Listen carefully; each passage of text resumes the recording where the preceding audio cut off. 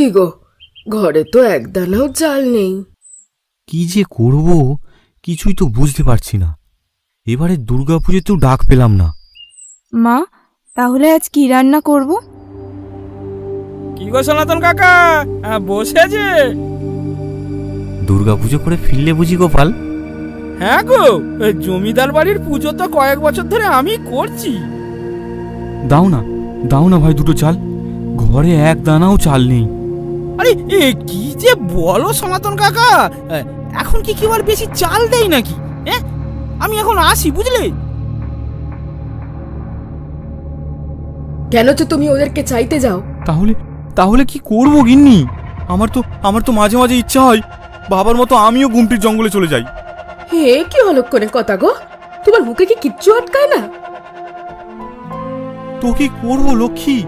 যে তার পরিবারের মুখে দুবেলা অন্ন তুলে দিতে পারে না, তার বেঁচে থেকে কি লাভ? তাছাড়া দুর্গাও তো বড় হচ্ছে, ওর বিয়ে দেব কি করে আমরা? তোমাকে চিন্তা করতে হবে না, তুমি পাড়ায় যাও।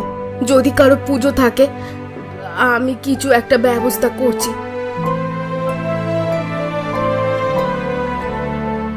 দেখি মাঠের দিকে গিয়ে কিছু জোগাড় হয় কিনা। বাবা, দাদু কি ওই গুমটির জঙ্গলে চলে গিয়েছিল? লোকে তো তাই বলে মা। কিন্তু কেন? আর গুমটির জঙ্গলে আছেটাই বা কি যে সবাই ওখানে যেতে ভয় পায়? আজ থেকে অনেক দিন আগের কথা, কয়েকজন নিজের চোখে দেখেছি একজন ওই জঙ্গলে প্রবেশ করতেই আগুনে পুড়ে মারা যায়, আর বাকি যারা ভেতরে গেছে তারা আর কোনোদিন ফিরে আসেনি। কিন্তু দাদু কেন সেখানে চলে গিয়েছিল? আমাদের সংসারে বরাবরই ছিল অভাব। বাবা ছিল অত্যন্ত জেদি, কেউ তাকে কিছু বললে তিনি সহ্য করতেন না। এমনই একদিন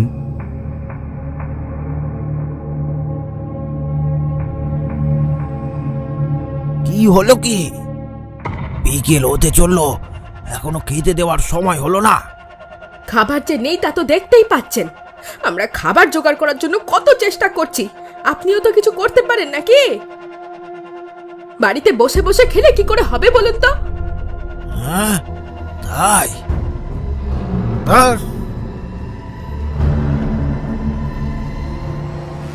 ব্যাস এইটুকু কথাতেই বাবার গায়ে লেগে যায়। কাউকে কিছু না বলে কোথায় যেন চলে যায়। তবে কানু নাকি দেখেছিল বাবাকে ওই জঙ্গলে ঢুকতে। এই দেখো, এই দেখো, এই শাকগুলো পেয়েছি, আর বিমলের মা দুটো চাল দিয়েছে, এই দিয়েই আর চলে যাবে। যাক, আজ তাহলে তারা আর অভুক্ত থাকবে না। সনাতন খুবই দরিদ্র, পুজো আর্চা করে কোনো রকমে তার দিন চলে। তবে তার প্রতিবেশী গোপালের বেশ পোয়াবারও।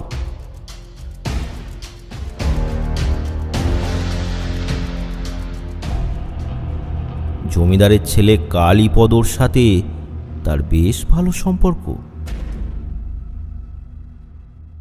জমিদার মশাই মারা গেছেন তা আজ অনেক দিন, তার জমিদারিও আর নেই। তবে তার লেঠিল বাহিনী এখনো আছে, আর তার জমিদারি রক্ত এখনো তার রং বদলায়নি। তার ছেলে ওই রক্তের তেজেই এখনো জমিদারি স্বভাবটা ধরে রেখেছে। তার অত্যাচার আর অপকর্মে আশেপাশের সব গ্রামের লোক অতিষ্ঠ হয়ে আছে।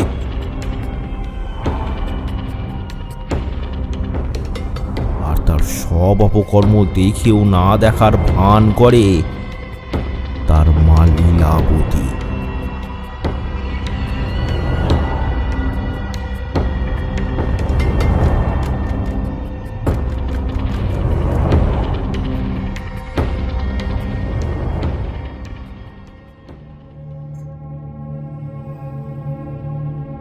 এক সন্ধ্যায় কালীপদ আর তার মা লীলাবতী বৈঠকখানায় বসেছিল। তখন হঠাৎই গ্রামের এক চাষা নবীন কাঁদতে কাঁদতে সেখানে এসে বলে, কর্তা, গত দুদিন ধরে আমার মেয়েকে তো খুঁজে পাওয়া যাচ্ছে না। তো আমি কি করব শুনি? দয়া করে যদি বলতেন আমার মেয়ে কোথায়। ওকে তো আপনার লেটেলরাই নাকি তুলে এনেছে। ইস, এত বড় অপবাদ! তোর গদ্দার নিয়ে নেবো জানিস? বেয়াদব! যত বড় মুখ নয় তত বড় কথা। যা এখান থেকে বেরো। যত সব গরিব লোক, এদেরকে দেখছি আর ভেতরে ঢুকতেই দেয়া যাবে না। ছি! যা যা, দেখলি তো মা খুব রেগে আছে। যা যা যা, তোর মেয়েকে ঠিক পেয়ে যাবি, যা। এসব কি হচ্ছে কালী? এবার তো একটা বিয়ে কর, আমিও নাতি নাতনির মুখ দেখে যেতে পারি। বিয়ে? কি এমন বয়স আমার? এই বয়সে একটু আনন্দ ফুর্তি করতে দাও। তা বটে, কর কর কর, প্রাণ খুলে আনন্দ কর। তবে ওই মেয়েটাকে কিন্তু আজই ছেড়ে দিস। গ্রামের লোকেদের বেশি চটানো ভালো নয়।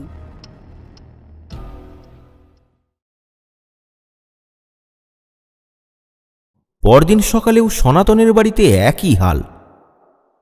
সনাতনের স্ত্রী লক্ষ্মী বলল, বলছি কি, এবার পুজো আর্চা ছেড়ে একটু অন্য কাজের ব্যবস্থা করো। কত বাড়িতে তো শুনছি রান্নার ঠাকুর লাগে, একটু দেখো না, চেষ্টা করো না একটু। তাই মনে হয় করতে হবে।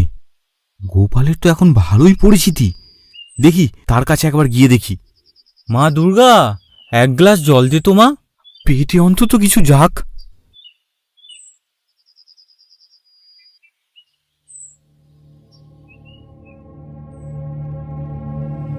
দুগ্গা দুগ্গা। জল খেয়ে সনাতন বেরিয়ে পড়ল।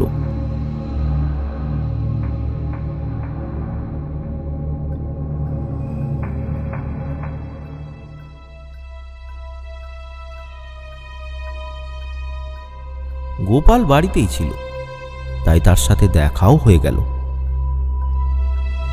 সনাতন তার কাছে গিয়ে বিনয়ের সাথে বলল, গোপাল, তোমার একটু সাহায্য চাই ভাই। আমারই যা হাল, এই তোমাকে কি সাহায্য করবো বলো তো কাকা? ভয় নেই, ভয় নেই, অর্থ সাহায্য চাইতে আমি আসিনি। আমি এসেছি একটা কাজের খোঁজে। তোমার তো কত জায়গায় জানাশোনা, কোথাও কোনো রকম কাজ নেই? কাজ? তা তা কিরকম কাজ? এই যেমন রাঁধুনি বা অন্য কিছু? না গো, তেমন কিছুই তো নেই। আমি তোমায় কোনো সাহায্যই করতে পারলাম না গো কাকা। আচ্ছা, তাহলে আমি এখন আসি, দেখি অন্য কোথাও খুঁজে। বসে থাকলে পাপি পেট তো আর শুনবে না।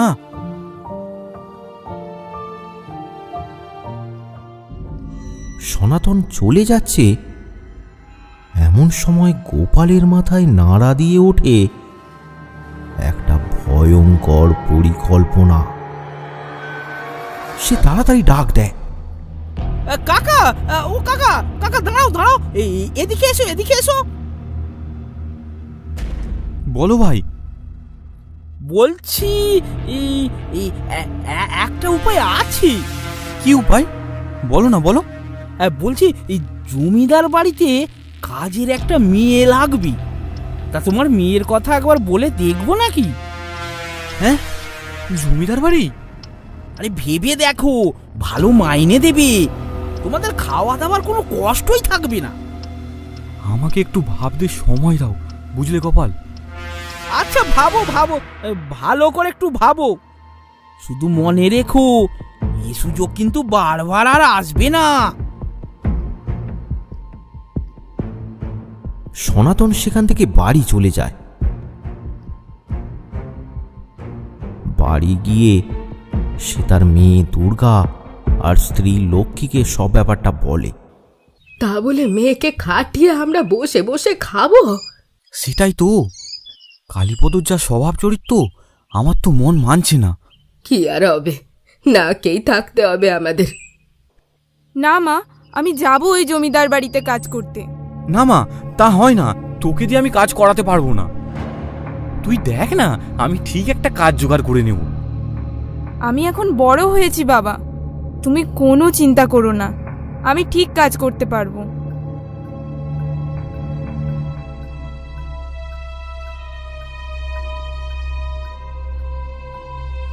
সেই মতো গোপালের কাছে খবরটা গেল। গোপালও সাথে সাথে রওনা দিল জমিদার বাড়িতে। তার চোখে মুখে ফুটে উঠেছে বকশিস পাওয়ার লোভ।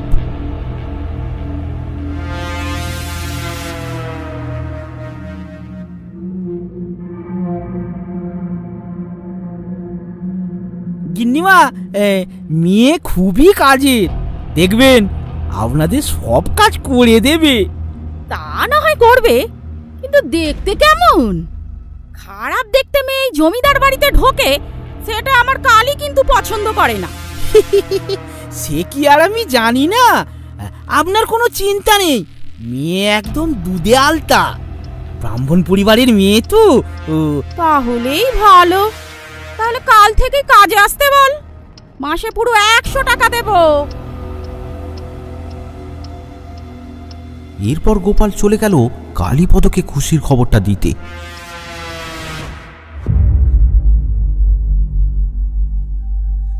তাই সুন্দরী? মেয়ে নামে রূপে দুর্গা, আর গুণে গুণে সরস্বতী। আপনার জন্যই তো ওর বাবাকে বুঝিয়ে সুঝিয়ে এখানে কাজে পাঠাতে রাজি করেছি। তা ভালো, দেখবো তোমার পছন্দ কেমন। তা কর্তা, বলছি কিছু বকশিস কি আমার প্রাপ্য নয়? বকশিস চাই? নে, নিয়ে যা তাহলে। কিন্তু মনে রাখিস, মেয়ে না পছন্দ হলে তো টিকি আমি ছিঁড়ে নেব। আমার ওপর একটু ভরসা রাখবেন কর্তা।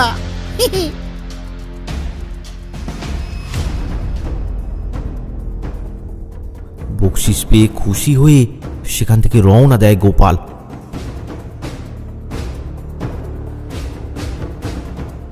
সেখান থেকে সোজা চলে যায় সনাতনের বাড়ি। তখন সন্ধ্যা হয়ে গেছে।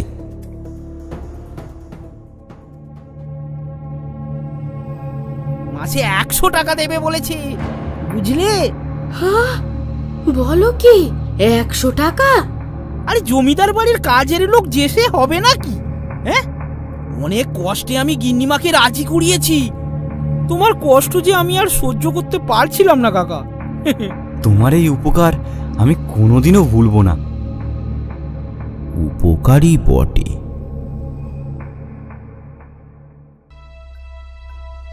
এরপর 2 মাস কেটে গেল। গিন্নিমার পা টিপে দেওয়া, তার পান সেজে দেওয়া, এছাড়াও ঘরের আরো সব কাজ করে দুর্গা।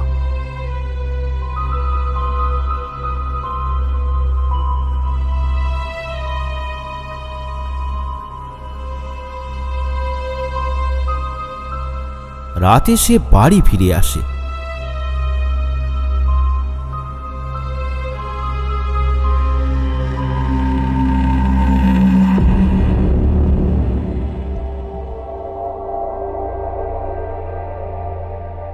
সৌভাগ্যক্রমে এতদিনে একবারও সে কালীর চোখে পড়েনি।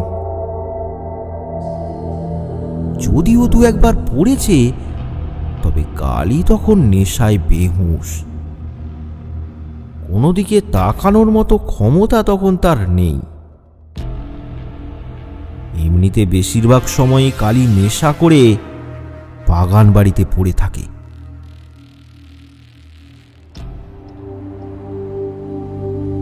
এদিকে সনাতনের বাড়িতে এখন মেয়ের দৌলতে 2 বেলা হাঁড়ি চড়ছে। ভালো মন্দ খেয়ে তারা বেশ সুখেই আছে। তবে এই সুখ ছিল ক্ষণস্থায়ী।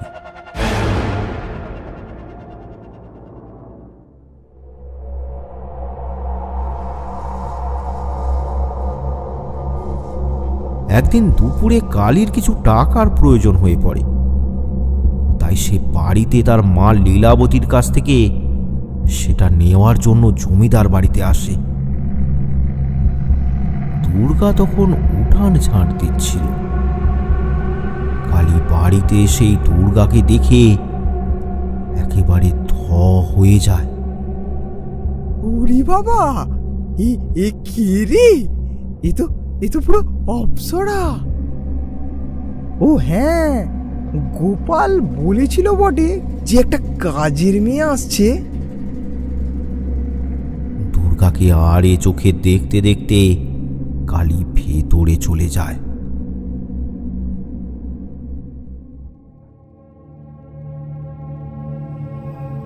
মা, ও মা, ওই মেয়েটা কে গো? আবার শুরু করেছিস? তোর জ্বালায় তো কেউ এই বাড়িতে কাজ করতে পারে না। এই মেয়েটা বেশ ভালোই কাজ করছে, একে তুই ছেড়ে দে। তা বললে কি হয় মা? মেয়েটা কিন্তু খাসা। মুখের কি ভাষা? তা হবে নাই বা কেন? রক্ত তো আর রং পাল্টায় না। তা কি জন্য এসেছিস বল? কিছু টাকা দাও তো, সব টাকা শেষ জানো। সিন্দুক থেকে নিয়ে নে, আমার হাত জোড়া।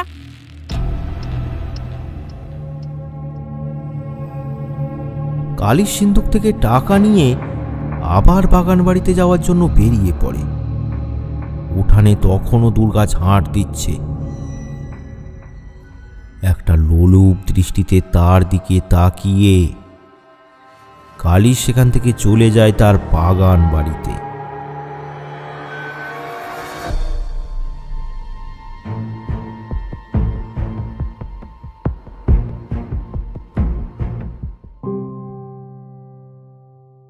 কিন্তু বাগান বাড়িতে গিয়েও কালী স্থির থাকতে পারে না। তার বারবার মনে হতে থাকে দুর্গার কথা। তার সৌন্দর্য কালীকে তৃষ্ণার্ত কাকে রূপান্তরিত করেছে। সন্ধ্যার সময় কালী আর থাকতে না পেরে রওনা দেয় সে জমিদার বাড়ির দিকে।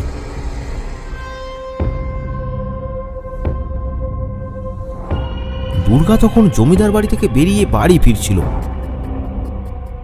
হঠাৎ তার পথ আটকে দাঁড়ায় কালী।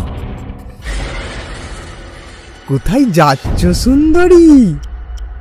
আমার নাম দুর্গা, পথ ছাড়ুন, আমি বাড়ি যাব। যেতেই হবে। চলো না, আজকের রাতটা জমিদার বাড়িতেই থেকে যাবে। অনেক যত্নে রাখবো তোমায়। পথ ছাড়ুন বলছি।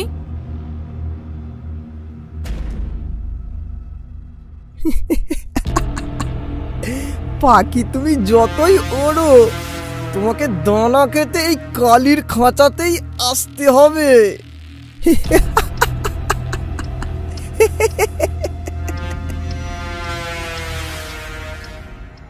কালী আর বাগান বাড়িতে যায় না, সে জমিদার বাড়িতেই চলে যায়।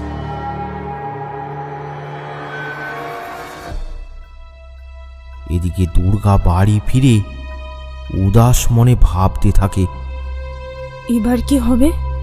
এতদিন তো ওই শয়তানের হাত থেকে বেঁচেছিলাম, কিন্তু এবার না, আমি কাজ ছাড়তে পারবো না।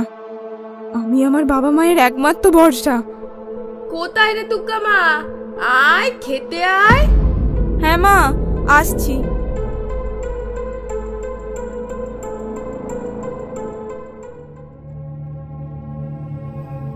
সকালে সনাতন ঘরের দাওয়ায় বসে আছে।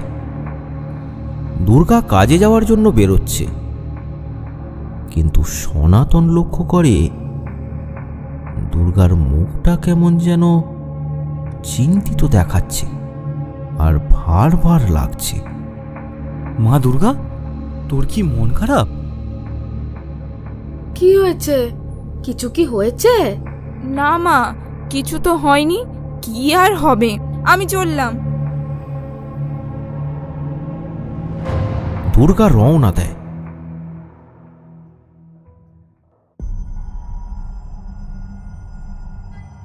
আজ তার পা যেন আর টানছে না। জমিদার বাড়িতে যেতে তার খুব ভয় করছে, কিন্তু তার বাবা মায়ের মুখ চেয়ে সে এগিয়ে যায়।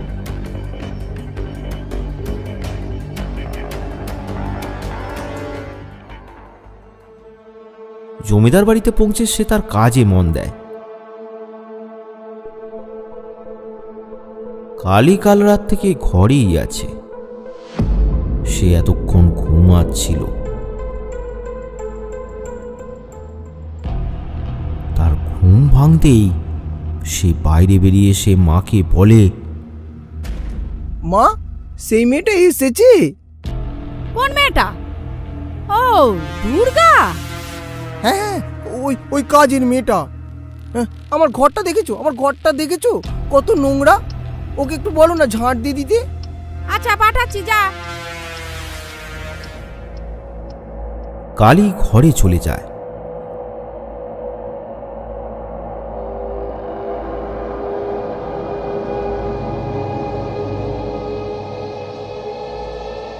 লীলাবতী ডাক দেয় দুর্গাকে। দুর্গা, এই দুর্গা।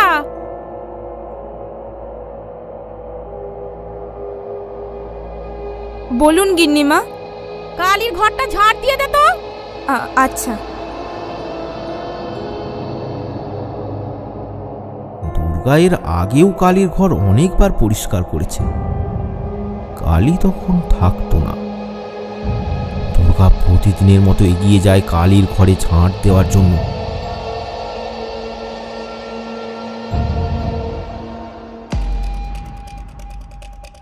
কিন্তু কালীর ঘরে গিয়ে কালীকে দেখেই দুর্গার বুকটা ছ্যাঁত করে ওঠে। এই পাজিটা আজ তাহলে ঘরেই রয়েছে। দুর্গা কিছু কথা না বলে চুপচাপ ঝাঁট দিতে থাকে।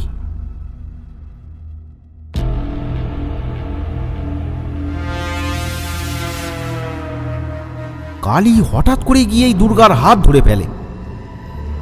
এ কি করছেন? ছাড়ুন, ছাড়ুন বলছি। ও মা, ভালোই তো তেজ আছে দেখছি। তোমার সঙ্গে কিছু কথা ছিল, তাই তো ধরেছি। কথা দূরে দাঁড়িয়ে বলুন, তার জন্য হাত ধরতে হয় না। দুর্গা হাতটা জোর করে ছিনিয়ে নেয়, কিন্তু কালী আবার গিয়ে তার হাতটা ধরে ফেলে। অস্বস্তিতে দুর্গা ছটপট করতে থাকে। তা মা তোমায় কত টাকা দেয়? 100 টাকা। আমি তোমায় আরো 50 টাকা দেব। তুমি আমার হয়ে যাও না, আমার হয়ে যাও।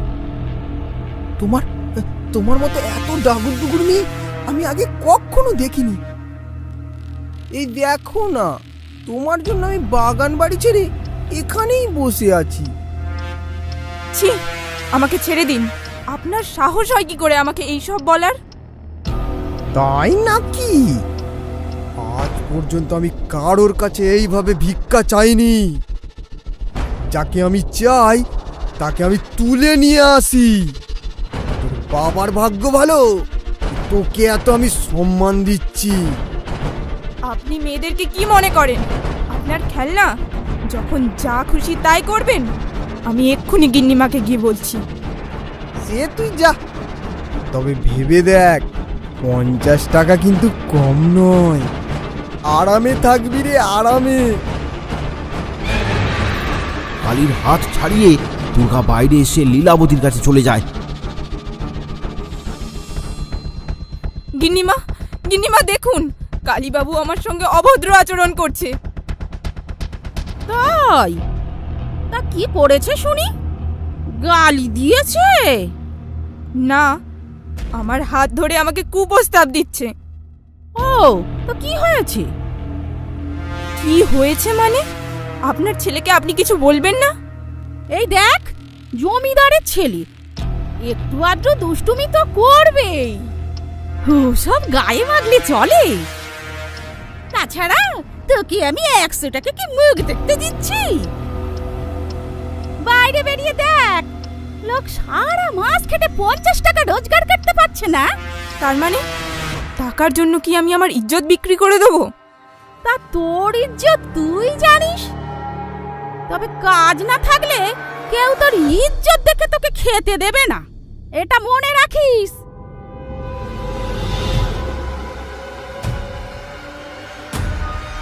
দুর্গা চুপ করে যায়।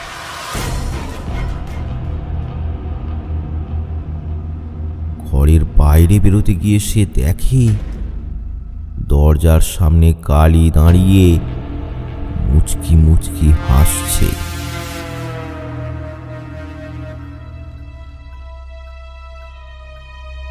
দুর্গা আর কথা বাড়ায় না, সে ঘরের সব কাজ করে ফেলে।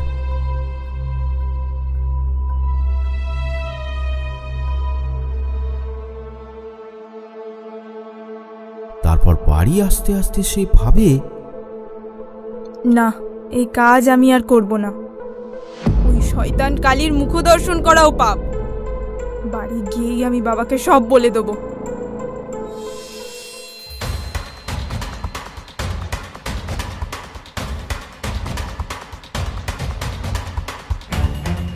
বাড়ি পৌঁছে দুর্গা দেখে তার বাবা মা বারান্দায় বসে।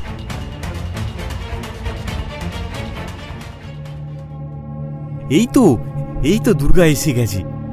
ভাগ্য করে এমন একটা মেয়ে পেয়েছিলাম। আয় মা আয়, বস। আজ এই চচ্চিংড়ি রান্না করেছি, তোর তো খুব প্রিয়। দুর্গা ছিল বলে এখন এসব ভাগ্যে জুটছে, না হলে খুদ সেদ্ধ খেয়ে খেয়ে জীবন কেটে যেত। কিন্তু মা, জমিদারের ছেলে ওই কালীপদ খুব পাজি লোক। আমি তো ভাবছি কাল থেকে আর কাজেই যাব না। বলিস কি? এ তো শুকনো আড়াই বজ্রপাত। তাহলে আমরা খাবো কি? কিন্তু কেউ আমাকে অপমান করবে, আমার সাথে অশ্লীল আচরণ করবে। আরে বড় লোকেরা একটু এরকমই হয়। দেখ না, কিচ্ছু হবে না, এতদিন তো ভালোই চলেছে। আহা, মেয়েটা যখন বলছে থাক না। হ্যাঁ তাই তো, আমার আর কি। আমি কিন্তু এই বয়সে লোকের বাড়ি ভিক্ষে করতে যেতে পারবো না, এই আমি বলে দিলাম। লক্ষ্মী রাগ দেখিয়ে বাড়ির ভেতরে চলে গেল।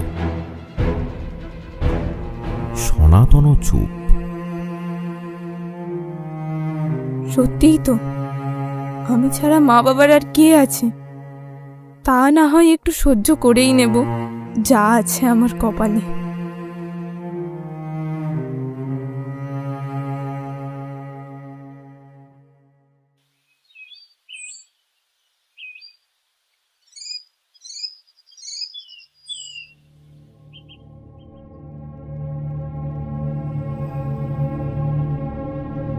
পরদিন সকালে দুর্গা আবার হাজির হয় জমিদার বাড়ি। তাকে দেখে লীলাবতী বলল, বাবা বাবা, এই তো বুদ্ধিমান মেয়ে। কাজই তো আমাদের জীবন। আমি তো ভাবলাম তুই আর আসবি না। গরিবের আর কি আত্মসম্মান থাকতে আছে গিন্নিমা? এই তো ঠিক বলেছিস, যা কাজে লেগে পড়।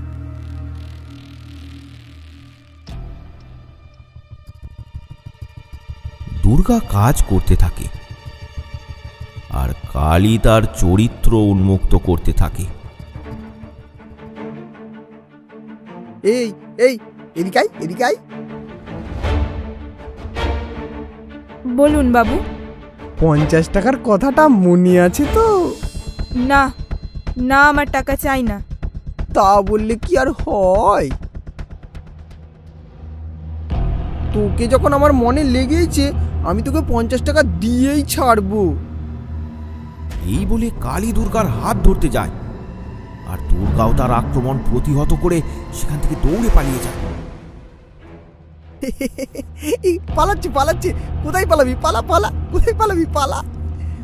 একদিন এমন খপ করে ধরবো না, আর কোথাও পালাতে পারবি না।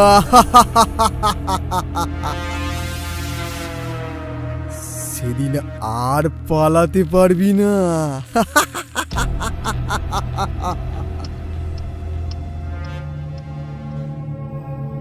এইভাবেই দিন কাটতে থাকে। ছেলের সব অপকর্ম লীলাবতী চুপচাপ দেখতে থাকে।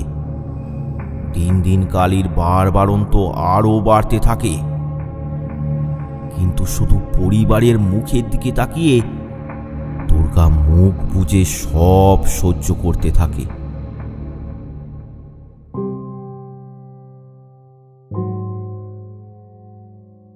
এইভাবে 1 মাস কেটে যায়।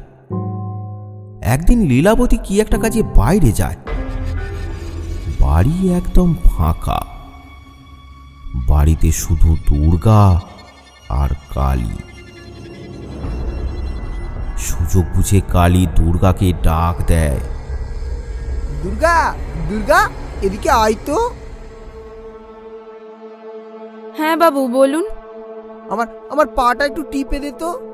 আচ্ছা। দুর্গা চুপচাপ তাই করে। কালী তার দিকে লোলুপ দৃষ্টিতে তাকাতে থাকে। দাঁড়া, আমি একটু আসছি। কালী বিছানা থেকে উঠে গিয়ে হঠাৎ করেই দরজা বন্ধ করে দেয়। ধীর করে উঠে পড়ে দুর্গা। এ কি বাবু, দরজা বন্ধ করছেন কেন? তোকে বলেছিলাম না তোর 50 টাকাটা আমি তোকে দিয়েই ছাড়বো। আয় আয়, নিয়ে যা, নিয়ে যা। এ কি করছেন? এ কি করছেন? ছাড়ুন, ছাড়ুন আমাকে, বাঁচাও, বাঁচাও, বাঁচাও, বাঁচাও, বাঁচাও। কেউ শুনতে পায় না দুর্গার আর্তনাদ। দুর্গার বিসর্জন হয়ে যায় ওই জমিদার বাড়িতে। রাতে কাঁদতে কাঁদতে বাড়ি ফিরে আসে দুর্গা। কিন্তু বাড়িতে এসেই সে তার মুখে নিয়ে আসে হাসি। এখন আর বলেই বা কি হবে? তার যা সর্বনাশ হওয়ার তা তো হয়েই গেল। নিঝুম রাতে ঘুমাতে পারে না দুর্গা। বারবার তার চোখের সামনে ভেসে আসে ওই নর পিশাচ কালীর মুখটা।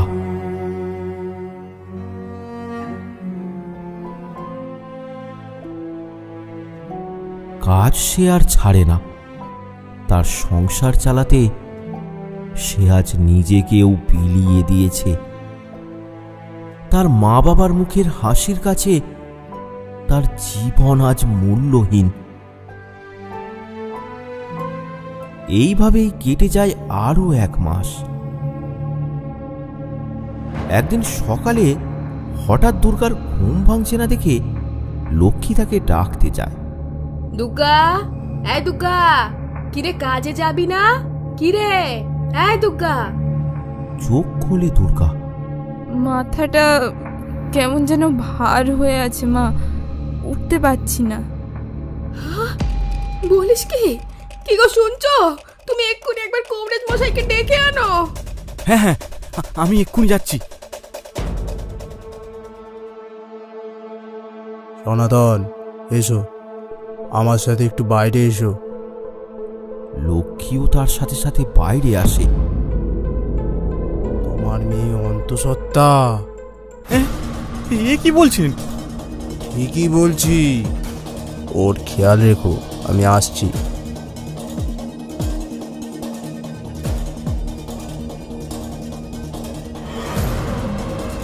লক্ষ্মী আর সনাতনের ওপর আকাশ ভেঙে পড়ে। তারা ছুটে যায় দুর্গার কাছে। তুই এ কি সর্বনাশ করেছিস রে? আমরা এখন গ্রামে কি করে মুখ দেখাবো? কে এর জন্য দায়ী? বল বল। জমিদারের ছেলে কালীপদ আমাকে জোর করে।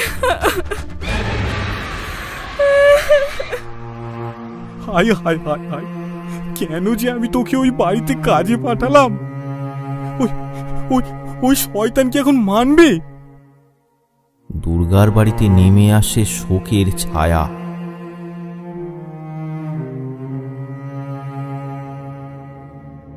ওইদিকে গোপাল গিয়েছিল জমিদার বাড়িতে পুজো করতে। দুর্গা কাজে আসেনি দেখে কালী একটু ছটপট করতে থাকে। বাইরে বেরিয়ে এদিক ওদিক দেখতে থাকে সে। কোথায় গেল রে? আর কি আসবে না নাকি? না আসলে কেমন করে চলবে? তখনই সেখানে এসে উপস্থিত হয় গোপাল। কি দেখছেন হুজুর? এই গোপাল, তুমি একটু দেখো তো, ওই মেয়েটা আজকে কেন কাজে আসেনি? ডেকে ডেকে গেল নাকি? আচ্ছা দেখছি দেখছি কর্তা। গোপাল রওনা দেয় দুর্গার বাড়ির উদ্দেশ্যে। কিছুটা পথ গিয়েই রাস্তায় তার সাথে দেখা হয়ে যায় কবিরাজ মশাইয়ের। আরে কবিরাজ মশাই যে, তা কোথায় গিয়েছিলেন? এই যে সনাতনের বাড়ি। তাই? তা কার কি হয়েছে গো? সে এক কেচ্ছা গো। আরে সনাতনের মেয়ে যে গর্ভবতী। ছি ছি ছি ছি, মারি মেয়ে। আমি এখন আসি গো, আমাকে আবার রুগী দেখতে যেতে হবে। কবিরাজ মশাই সেখান থেকে চলে যায়। গোপাল তো একেবারে থ।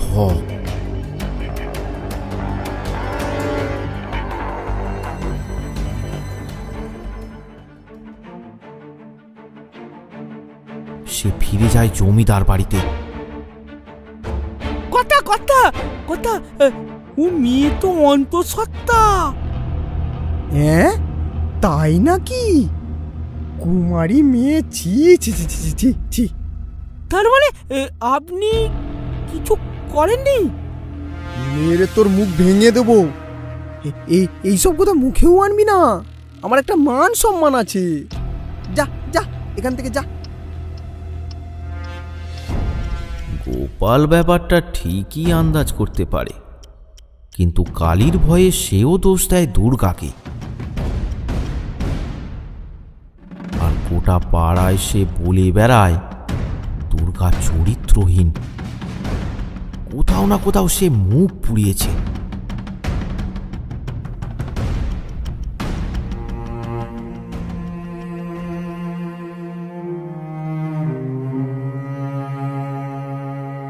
গোটা পাড়ার লোক বাড়িতে এসে এসে অপমান করে যাচ্ছে।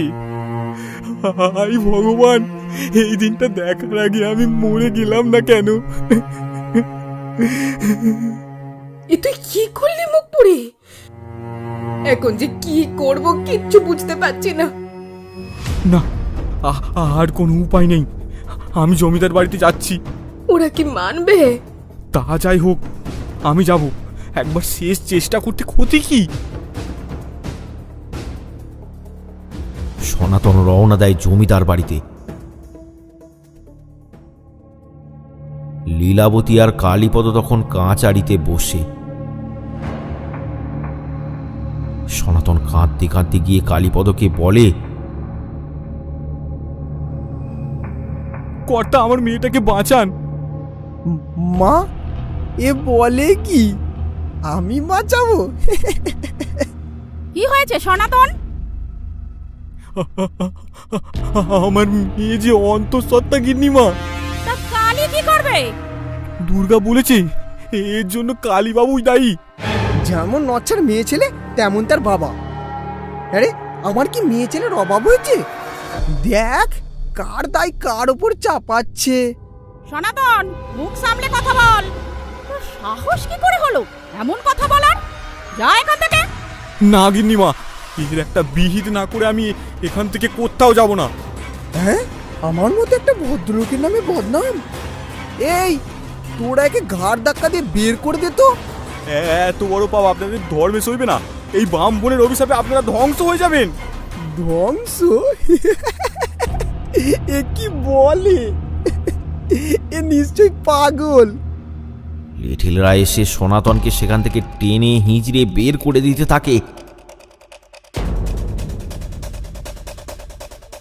যাই হোক, কাজটা কিন্তু তুই ভালো করিসনি। ব্রাহ্মণের অভিশাপ কিন্তু ফলে যায়। তুমিও শেষে ভয় পেয়ে গেলে মা? ধুর, এসব কিচ্ছু হবে না। তুমি পান খাও, পান খাও। কাঁদতে কাঁদতে বাড়ি ফিরে আসে সনাতন। বারান্দায় দাঁড়িয়ে অপেক্ষা করছিল লক্ষ্মী, আর দুর্গা দরজায় দাঁড়িয়ে। কি গো, কি বললো ওরা? ওই শয়তানগুলো আমাকে বের করে দিল। যেমন মা তেমন তার ছেলে। এখন আমার মেয়েটার যে কি হবে?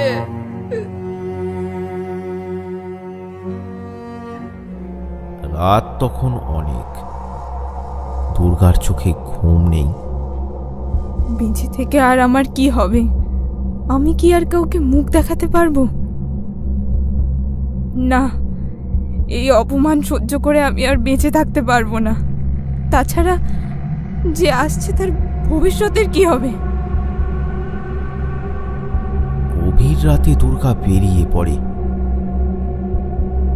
তার ঘুমন্ত বাবা মাকে দেখে তার দু চোখে জল চলে আসে।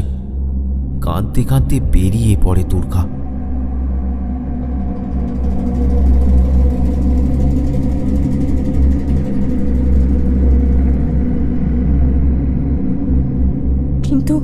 কিন্তু কি করব?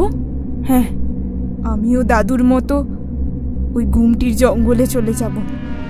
ওখানে গেলেই তো শুনেছি সবাই মারা যায়। সেই মতো দুর্গা এগিয়ে যায় গুমটির জঙ্গলের দিকে। মাঝরাত, ফাঁকা রাস্তা। দুর্গা হেঁটে চলেছে। তার মনে আজ কোনো সংকোচ নেই। এক সময় হাঁটতে হাঁটতে সে এসে পৌঁছালো গুমটির জঙ্গলের ধারে। কি জানি কি হয় ওই জঙ্গলে। যাক, আমার আর কি। দুর্গা জঙ্গলের ভেতরে প্রবেশ করে। ঘন জঙ্গল। কতদিন যে এখানে কারো পা পড়েনি তা কে জানে। চারিদিকটা ভয়ঙ্কর অন্ধকার। দুর্গা এগিয়ে চলে, কিন্তু একটা কথা ভেবে সে খুব অবাক হয়। এই জঙ্গলে প্রবেশ করলেই নাকি লোক মারা যায়, কিন্তু সে কেন মরছে না? তাহলে তো ভারী মুশকিল। তাকে যে আজ মরতেই হবে। পৃথিবীর ওপর তার সব মায়া ঘুচে গেছে। এই ভেবেই এগিয়ে চলে দুর্গা। কিছুটা যাওয়ার পর একটা ঝর্ণা দেখতে পায় সে। দুর্গা ঝর্ণার একেবারে মাথায় উঠে পড়ে।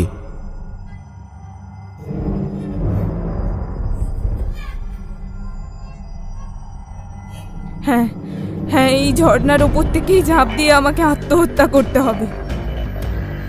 মা, বাবা, আমাকে তোমরা ক্ষমা করো।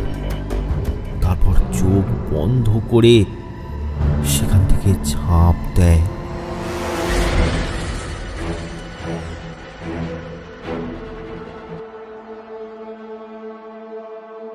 সকাল হতেই সনাতনার লক্ষ্মী দেখে দুর্গা বাড়িতে নেই।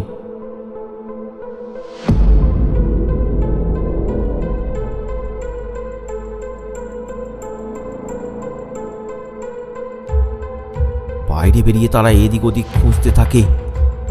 দুর্গা, দুর্গা, কোথায় রে তুই? দুর্গা, এই দুর্গা, দুর্গা। তারা কোথাও দুর্গাকে দেখতে পায় না। সারা গ্রামে তারা খুঁজতে থাকে। দুর্গার নিখোঁজের ব্যাপারটা এবার গোটা গ্রামে ছড়িয়ে পড়ে। পাড়ার লোকেরা এখানে ওখানে জটলা বেঁধে আলোচনা করতে থাকে। কি আর করবে, দেখো কোথাও গিয়ে হয়তো গলায় দড়ি দিয়েছে। মেয়েটা বড্ড ভালো ছিল গো, কে যে তার সর্বনাশটা করলো। কি আবার? ওই সময় জমিদারের বাচ্চা কালীপদ। এই আস্তে আস্তে আস্তে। কালী শুনলে তোমার কি হাল হবে একবার ভেবে দেখেছো? আমরা কি কখনো ওই শয়তানের হাত থেকে মুক্তি পাবো না? আমার মেয়েটাকেও তো ওই শয়তানটা একইভাবে ভোগ করেছে। আমার মেয়েটাকে আমি ওর মামার বাড়ি রেখে দিয়ে এসেছি। এখানে থাকলে হয়তো ও আত্মহত্যা করত।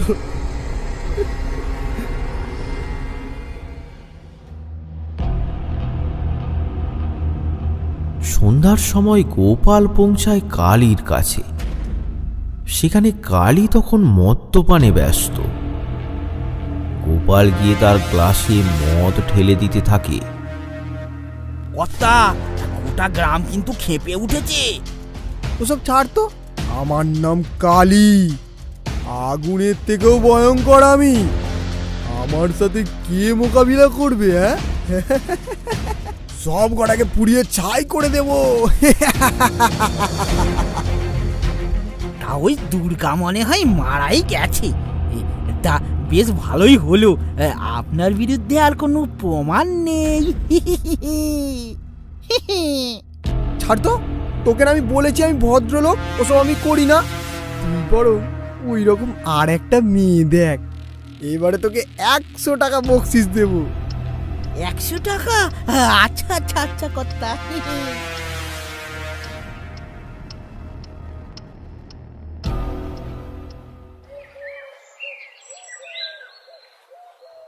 রাত পেরিয়ে সকাল হয়। ওইদিকে দুর্গা এখনো জীবিত। তাকে বাঁচায় এক তান্ত্রিক। তারই কুঠিরে ধীরে ধীরে চোখ খোলে দুর্গা। আমি আমি কোথায়? কে আপনি? মা, আমি বংশীতান্ত্রিক। তা মা, তুমি কি আত্মহত্যা করতে চেয়েছিলে? হ্যাঁ বাবা, কিন্তু আপনি আমাকে কেন বাঁচালেন? তোমাকে আমি ওই নদীর ধারে পড়ে থাকতে দেখে এইখানে নিয়ে আসি। তোমাকে আমার মন্ত্র বলে ভালো করে তুলি। কিন্তু একটাই আফসোস, তোমার সন্তানকে আমি বাঁচাতে পারিনি। সে মারা গিয়েছিল। তাকে আমি মন্ত্র বলে বের করে তার সদ্গতি করে দিয়েছি। কিন্তু তুমি আত্মহত্যা করছিলে কেন মা? হ্যাঁ, আমি দুর্গা, এই পাশের গ্রামেই থাকি। পাশের গ্রাম? তা তোমার বাবার নাম কি বলো তো? সনাতন চক্রবর্তী। হ্যাঁ, বলো কি? তুমি তাহলে আমারই নাতনি? মানে আপনি আমার সেই হারিয়ে যাওয়া দাদু? হ্যাঁ মা, আমি। কিন্তু তুমি কেন আত্মহত্যা করছিলে সেটা তো বললে না। সব ঘটনা খুলে বলে দুর্গা। তাই ওরা এত বড় সাহস, এইভাবে গ্রামে অত্যাচার করছে? এবার বলুন, আমার বেঁচে থেকে আর কি লাভ? কোন মুখ নিয়ে আমি গ্রামে ফিরবো? তোমার তো এতে কোনো দোষ নেই মা। তাহলে তুমি মরবে কেন? মরবে তো ওই কালই, যদিও তোমাকে তোমার যোগ্য সম্মান না দেয়। কিন্তু ও যে ধনী, আমরা গরিব। সবাই কালীকে ভয় করে চলে। আমি আছি তোমার সাথে। চলো চলো ওই জমিদার বাড়িতে। এবার তারা দুজনে রওনা দেয় জমিদার বাড়ির দিকে।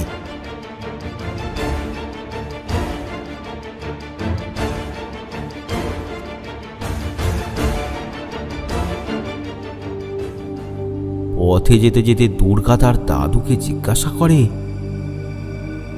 আচ্ছা দাদু, তুমি বাড়ি ছাড়লে কেন? তোমার মায়ের সাথে একটু কথা কাটাকাটি হয়েছিল আর কি। কিন্তু তখন তো বাড়িতে খাবার মতো কিছু ছিল না, তাই মায়ের মাথাটা গরম হয়ে গিয়েছিল। হ্যাঁ, তা আমি জানতাম, তাই আমি চলে গিয়েছিলাম। কাউকে আসল ব্যাপারটা বুঝতে দিইনি। আজ তুই জানতে চাইলি, তাই তোকে বললাম। কিন্তু এই জঙ্গলে যেই আসতো সে তো মারা যেত। তাহলে?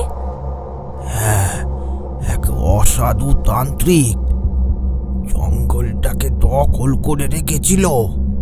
কিন্তু কিন্তু আমার গুরু এসে তাকে বিনাশ করে। আমিও তার সাথেই এখানে এসেছিলাম। ওসব এখন ছাড়। এখন আমাদের ওই কালীর পাপের বদলা নিতে হবে।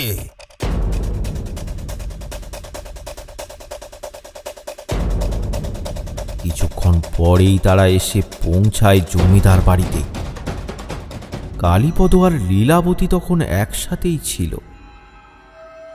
দুর্গা আর তার দাদু তাদের সামনে এসে দাঁড়ায়।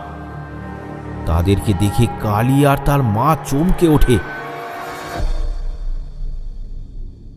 কালী,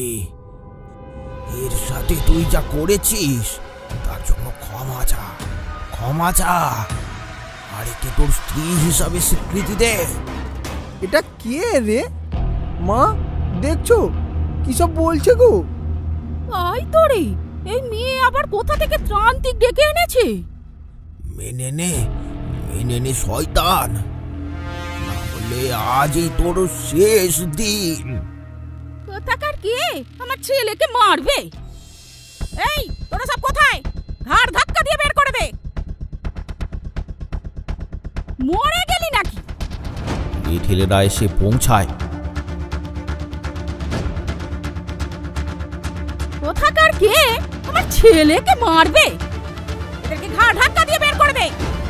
তারা বংশীতান্ত্রিককে ধরতে যাবে, তখন সে বলে ওঠে, থাম তোরা, আমি যদি ইচ্ছে করি এখনই তোদেরকে ভস্ম করে দিতে পারি, কিন্তু না, তোকে শাস্তি দেবে তোরই অংশ। চলো দাদু, চলো এখান থেকে চলো। হ্যাঁ, একে নিয়ে যা। মাথা গরম বুড়ো একটা। দাঁড়ি ছিঁড়ে দেবো একেবারে। যা।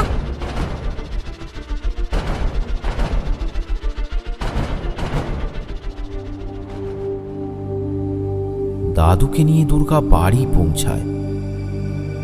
সনাতন আর লক্ষ্মী তখন দাওয়ায় বসেছিল। দুর্গাকে দেখে সনাতন দৌড়ে আসে। দুর্গা, মা দুর্গা, কোথায় চলে গিয়েছিলি? আমাদেরকে ছেড়ে কোথায় চলে গিয়েছিলি? কেমন আছিস রে সনাতন? কে? বাবা, বাবা তুমি? হ্যাঁ বাবা, দাদু ফিরে এসেছে। বাবা, আপনি এসেছেন, আমায় ক্ষমা করুন। আমি আপনার সঙ্গে অনেক খারাপ ব্যবহার করেছি বাবা, আমায় ক্ষমা করে দিন বাবা। না রে মা, না না না, তোমাদের কোনো দোষ নেই। যারা দোষী তাদের আমি শাস্তি দিতে এসেছি। চলো চলো চলো, এখন ঘরে চলো।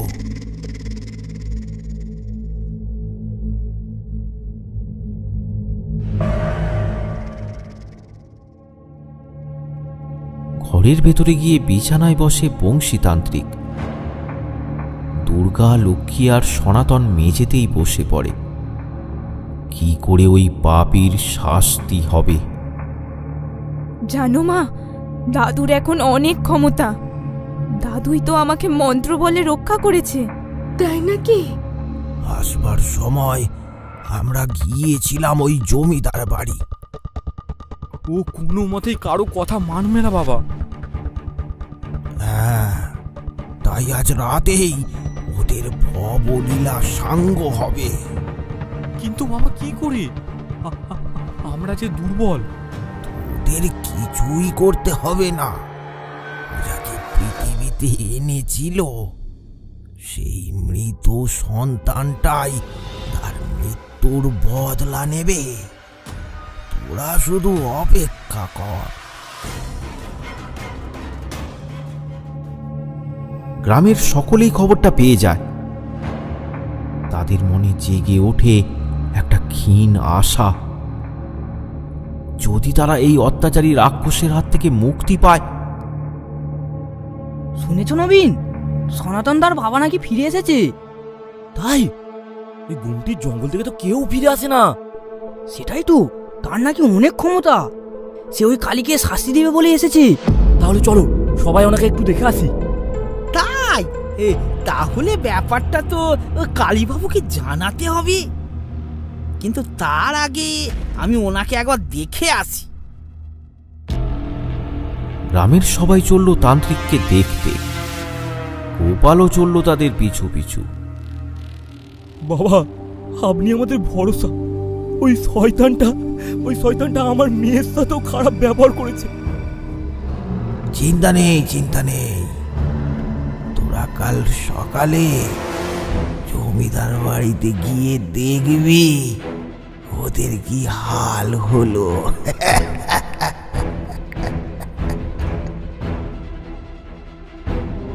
গোপাল এবার বেরিয়ে পড়ে।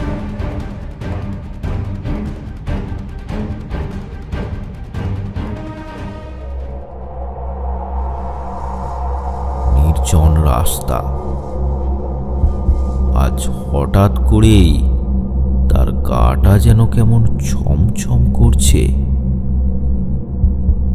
সামনে যেন তার জন্য অপেক্ষা করছে একটা ভয়ঙ্কর বিপদ।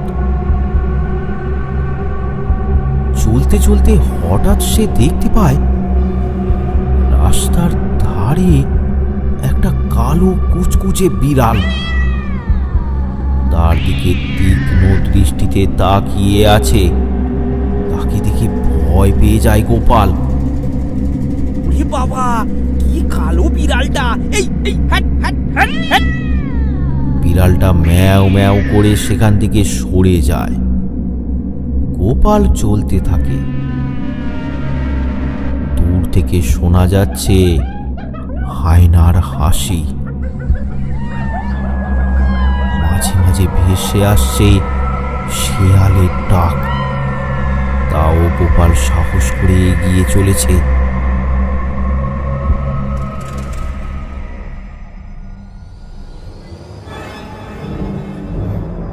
কিছুক্ষণের মধ্যেই গোপাল পৌঁছে যায় জমিদার বাড়িতে। বকশিসের লোভ তাকে এখানে টেনে এনেছে, কিন্তু আর মনে হয় সে ভেতরে যেতে পারল না। সে দেখল জমিদার বাড়ির উঠানে একটা বাচ্চা নরকঙ্কাল নিয়ে খেলা করছে, আর তার চারপাশটা ধোঁয়ায় ভরা। হঠাৎ সে দেখল বাচ্চাটা ওই নরকঙ্কালকে একটা জোরে কামড় দিয়েছে, আর নরকঙ্কালটা ছটপট করতে করতে তারই দিকে এগিয়ে আসছে।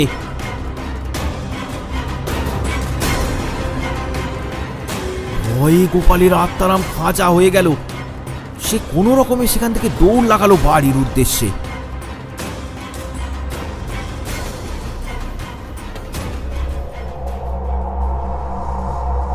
রাত তখন 12টা। গিন্নিমা তার ঘরে নিদ্রা যাচ্ছেন। তখন হঠাৎ তার ঘরের দরজাটা খুলে গেল। দরজায় এসে দাঁড়িয়েছে একটা বাচ্চা।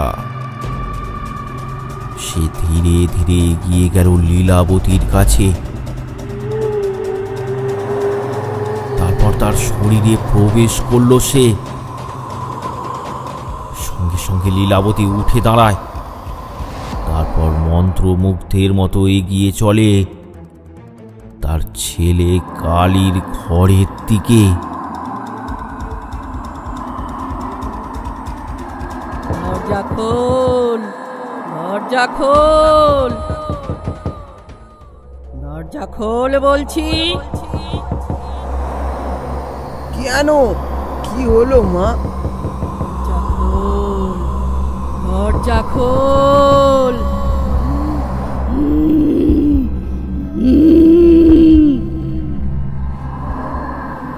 উফ, জ্বালিয়ে খেলে।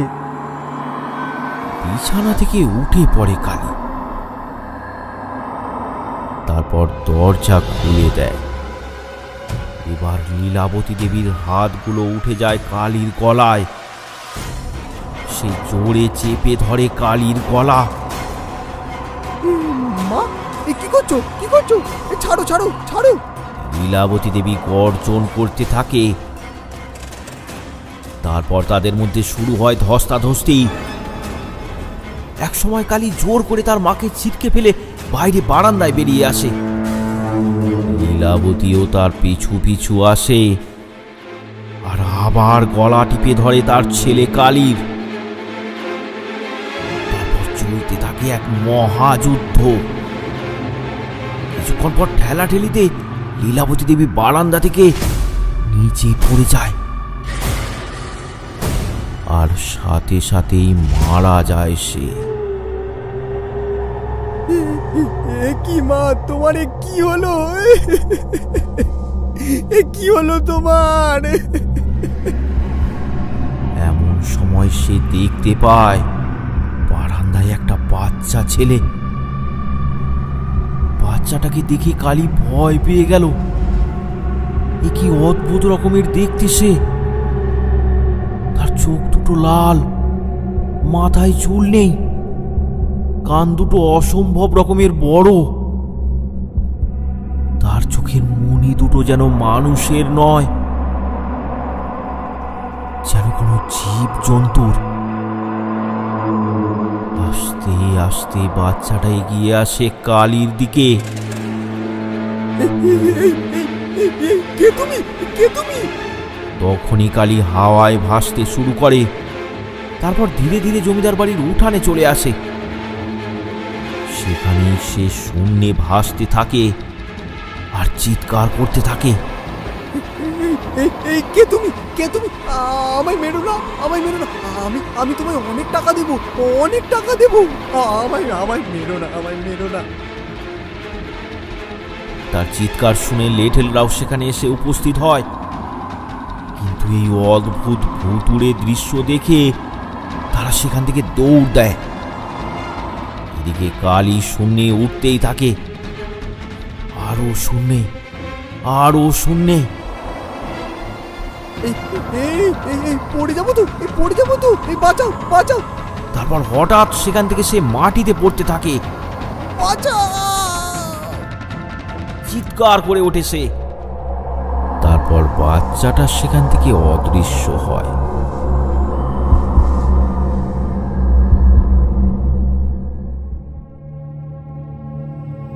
সকালে তান্ত্রিকের কথা মতো গ্রামবাসীরা জমিদার বাড়িতে এসে উপস্থিত হয়। তারা দেখে মা আর ছেলে পাশাপাশি মরে পড়ে আছে। জমিদার বাড়িতে আর কেউই নেই, লিটলরাও পালিয়েছে। তাদের মন আনন্দে ভরে ওঠে। দেখো বিনয়, সত্যি বাবা আমাদেরকে বাঁচিয়েছেন। ধন্য বাবা, তুমি ধন্য। আমাদের এত বছরের দুঃখের আজ অবসান হলো।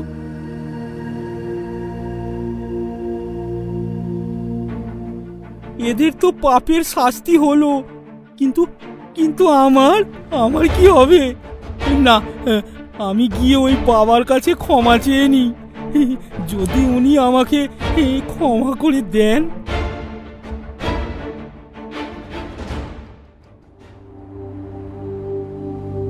গ্রামের সবাই পৌঁছালো সনাতনের বাড়ি। ধন্য বাবা, তুমি ধন্য। আমাদের এত বছরের দুঃখের আজ অবসান হলো। সবই তো হলো, কিন্তু আমার মেয়েটার যে কি হবে? ওকে কি আর কেউ বিয়ে করবে? কেন করবে না? ভালো মানুষ কি এ দেশ থেকে হারিয়ে গেছে নাকি? না না, আমি বিয়ে করব না। আমি দাদুর সঙ্গে ঈশ্বরের সাধনা করব। এই সংসারের গ্লানি আমার আর ভালো লাগে না। সাধনায় যে আরো যন্ত্রণা মা, এইরকম বলিস না মা। তুই সংসারী হ মা, সংসারী হ। কিন্তু কে বিয়ে করবে আমার দুর্গা মাকে? গ্রামের সবাই তো জানে এখন ও অপবিত্র। যার অন্তর এত পবিত্র, সে কি করে অপবিত্র হতে পারে? হ্যাঁ, এমন কি কেউ নেই যে এটা বুঝবে? বাবা বাবা বাবা, আমায় ক্ষমা করবেন বাবা, আমাকে ক্ষমা করবেন। আমিও এক পাপী। আমি দুর্গাকে ওই জমিদার বাড়িতে নিয়ে গিয়েছিলাম। আমি আমার ভুল বুঝতে পেরেছি বাবা। আমি আমার ভুলের প্রায়শ্চিত্ত করতে চাই। আপনারা যদি রাজি থাকেন, আমি দুর্গাকে বিয়ে করব। তুমি বিয়ে করবে গোপাল? এ তো খুব ভালো কথা। কিরে মা দুর্গা, হ্যাঁ তুই কি বলিস? দুর্গার মুখটা লজ্জায় রাঙা হয়ে উঠল। সবাই বুঝতে পারে তার মনের কথা। তার পরদিনই বিয়ের আয়োজন করা হলো। বংশীতান্ত্রিক নিজে তার নাতনিকে সম্প্রদান করলেন। গ্রামের লোকেরা মহানন্দে বিয়ে বাড়ির ভোজ খেল।